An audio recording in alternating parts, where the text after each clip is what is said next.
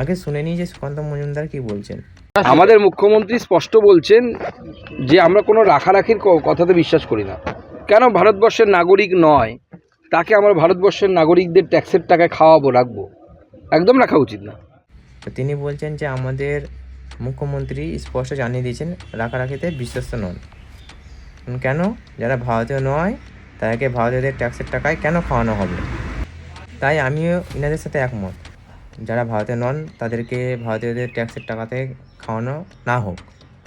তো ঠিক এই জায়গাটা একটা ছোট্ট একটা প্রশ্ন, যেহেতু আমাদের ভারতীয়দের ট্যাক্সের টাকা, তাই জন্য আমার একটা ছোট্ট একটা প্রশ্ন, যে যখন 2024 সালে শেখ হাসিনার সরকার যখন পতন হয়, তিনি যখন দেশ ছেড়ে যখন পালিয়ে আসেন, তিনি কোথায় এসেছেন? ভারতে এসেছেন। তিনি ফার্স্ট আসেন গাজিয়াবাদে। তো তিনি এখন ভারতে আছেন। তো তাকে যে নিরাপত্তা দেওয়া হচ্ছে, সেই নিরাপত্তাটা যে দেওয়া হচ্ছে কাদের ট্যাক্সের টাকা থেকে দেওয়া হচ্ছে? ভারতীয়দের।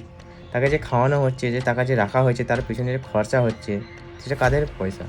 ভারতীয়দের। তো এখানে কিন্তু কোনো রকম কোনো নেতা বা মন্ত্রীদের মাইনে থেকে তাকে রাখা হয়নি, তাকে তার পিছনে খরচা করা হচ্ছে না।